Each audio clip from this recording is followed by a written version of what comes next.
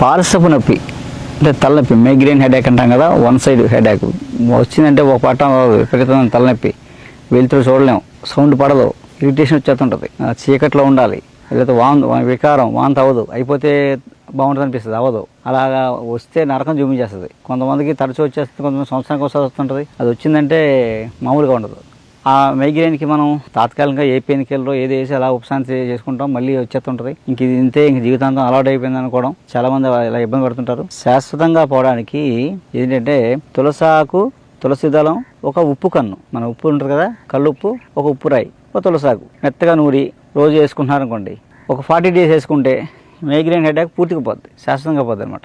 అలాగే పెయిన్ ఉంది, అప్పుడు ఏం చేయాలి?